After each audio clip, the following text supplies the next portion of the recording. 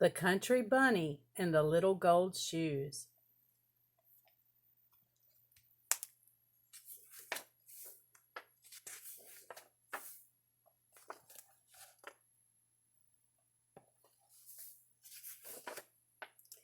We hear of the Easter Bunny who comes each Easter day before sunrise to bring eggs for boys and girls, so we think there is only one. But this is not so. There are really 5 Easter bunnies, and they must be the 5 kindest and swiftest and wisest bunnies in the whole wide world, because between sunset on Easter Eve and dawn on Easter morning, they do more work than most rabbits do in a whole year.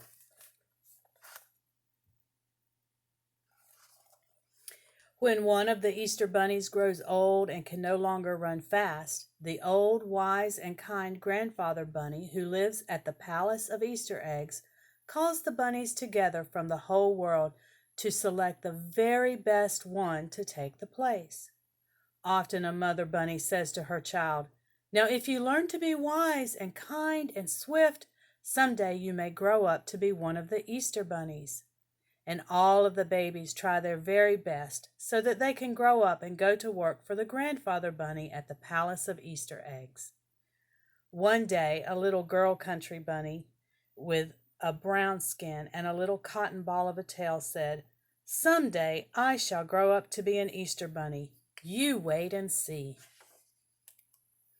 Then all of the big white bunnies who lived in fine houses and the jackrabbits with long legs who can run so fast laughed at the little cottontail and told her to go back to the country and eat a carrot.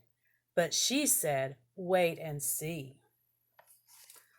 Look at the big white bunnies and the jackrabbits.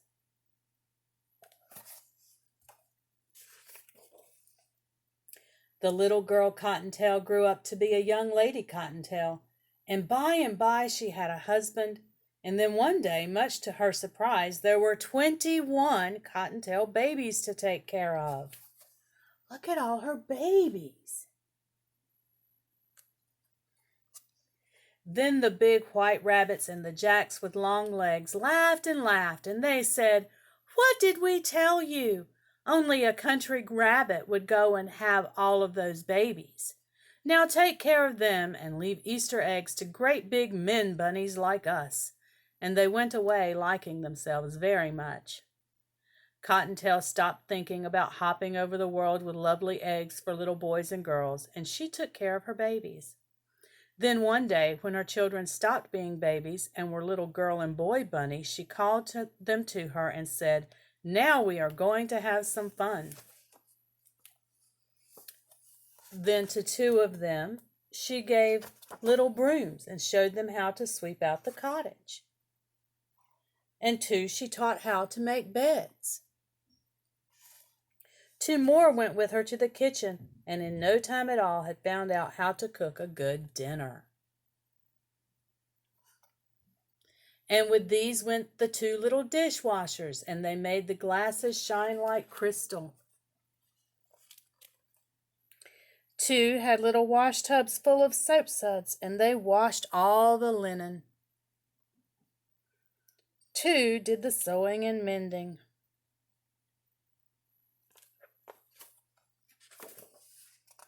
2 who had sweet voices were taught to sing, and 2 more to dance, and these amused all the others while they worked so that they were gay and happy.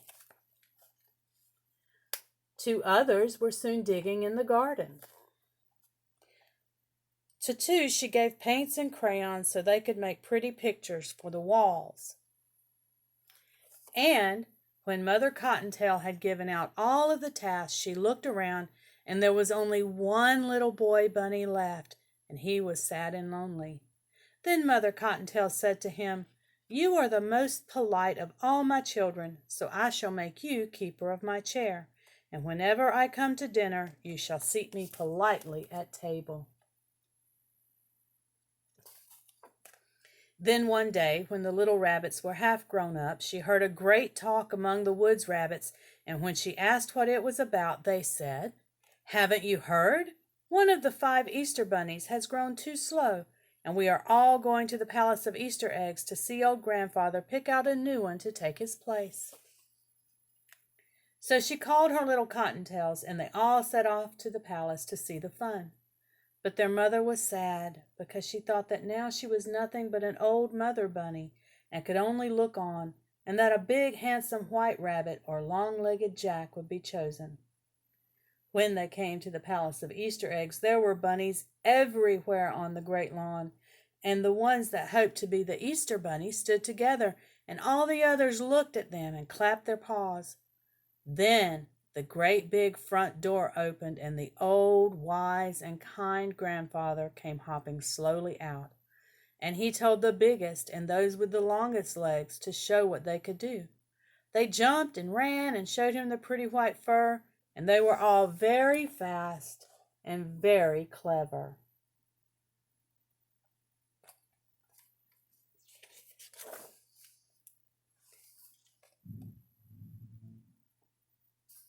But he did not pick one, and he said to them, "You are pretty and you are fast, but you have not shown me that you are either kind or wise." Then his kind old eyes looked everywhere, and at last they rested on little Cottontail Mother, where she stood with her children around her. And he called her to come right up to the palace steps. So she took her 21 children and went up and stood before him. And when he spoke, his voice was so kind that she was not frightened at all. And he said, "What a large family you have, my dear. I suppose they take all of your time." But she said, "When they were babies, that was so, but now they are so well trained that they do most of the work for me." "Ah," he said, smiling, "you must be very wise to train so many children so well. But tell me, do they always look so happy? And do they always hold their ears up so prettily?" "Indeed they do," she answered.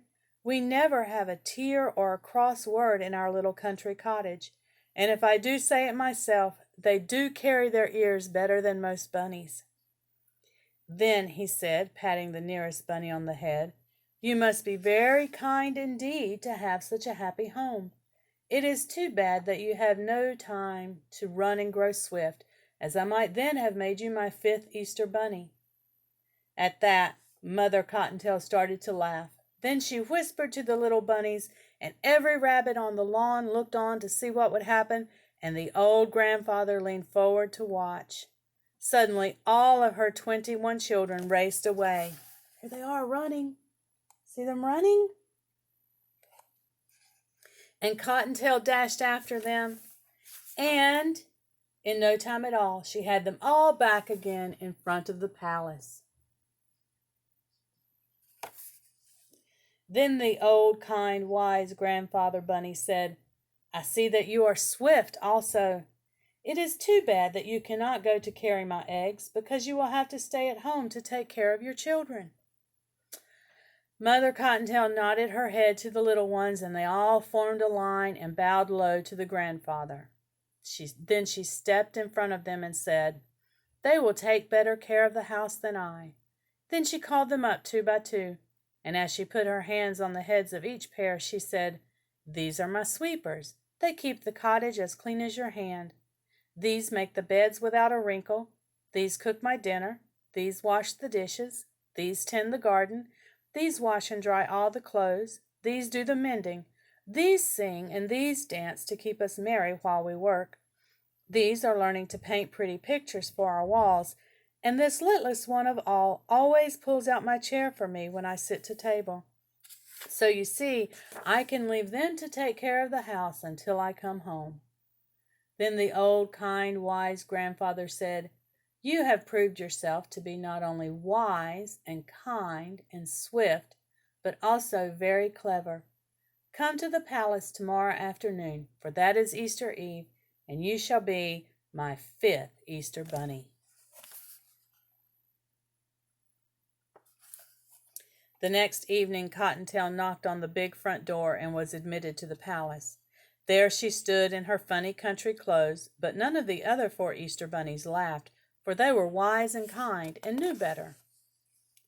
They showed her all over the palace, from room to room, all piled high with eggs of gold and silver, and eggs that glittered like snow, chocolate eggs, marshmallow eggs, eggs for rich children, and eggs for children who were sick, and children who were well, all over the world. Look at all those eggs.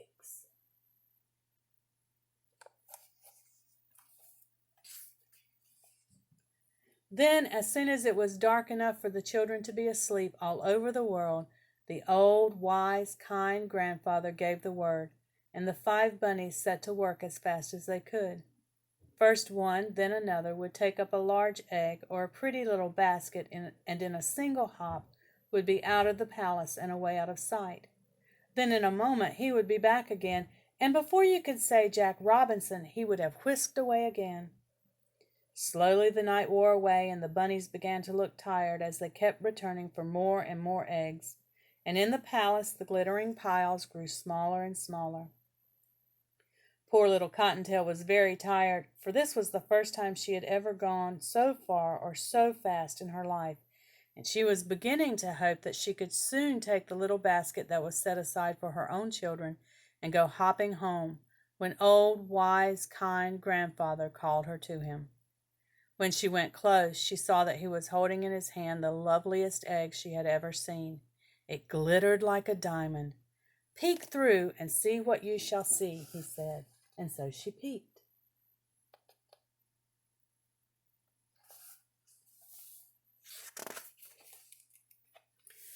She peeked through the little hole in one end, and she saw a beautiful scene with a sleigh and a lake and people skating on the ice. And he said, "Because you have such a loving heart for children, I am going to give you the best but the hardest trip of all. Far off, over 2 rivers and 3 mountains, there is a great mountain peak, and in a little cottage on that peak is a little boy who has been ill for a whole year, and who has been so brave that never once has he cried or complained. The mountain is so high that there is ice on the top, and it will be hard to climb, but if you get there, you will give more happiness than any other Easter bunny." Cottontail picked up the egg very gently and went hopping away on her journey. She crossed the first river and then the second. She went over the first mountain and then another mountain and yet another, until at last she reached the highest mountain of all.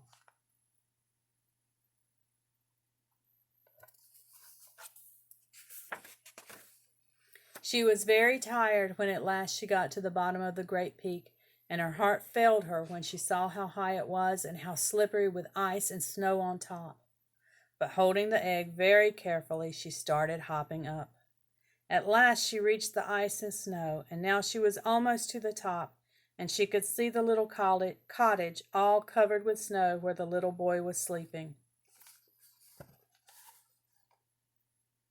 Then a terrible thing happened.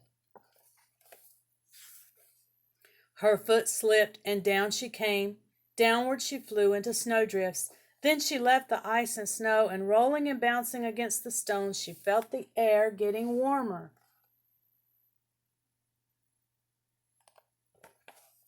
What do you think has happened to the bunny? Down, down she went, and she crashed through a thicket of budding laurel, rolled across a pasture, and finally struck against the trunk of a great apple tree that was just getting ready to bloom for Easter. There she lay, with the egg still safely clutched in her paw, but with a great pain in her leg.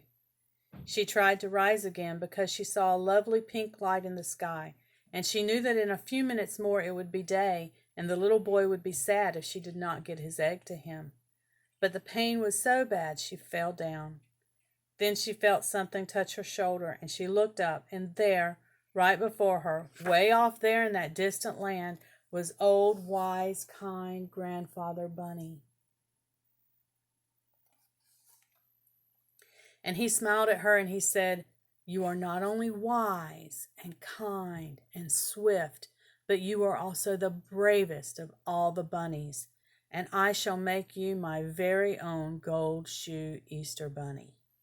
And he reached over, and she saw for the first time that he was holding a tiny pair of gold shoes in his hand.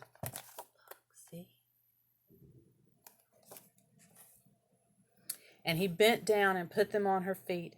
Suddenly all the pain left her leg, and she stood up and picked up the precious egg. Then, before she knew what was happening, she felt a sudden motion, and she found herself flying high in the air.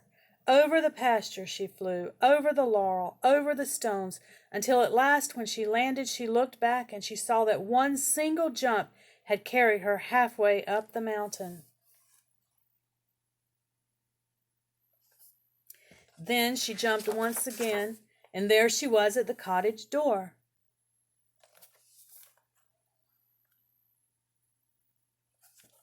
Quickly she squeezed through the tiny crack that had been left open, just in case the bunny did come all that way, and in the hand of the beautiful sleeping boy she placed the egg.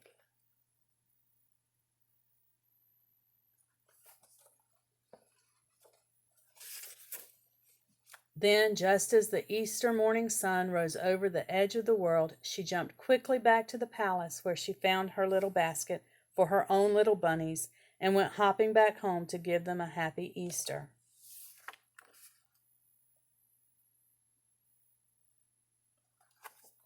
Mother Cottontail found that the garden was tended, and sure enough, just as she had said, everything was in order.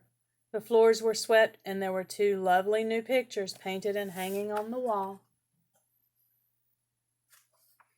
The dishes were washed and shown in the cupboard. The clothes were washed and mended and nicely hung away. And her 21 children were all sound asleep in their little beds. And the little house of Mother Cottontail can always be told now from the homes of all other bunnies, because in a special place on the wall, on a very special hook, hangs a pair of very tiny little gold shoes.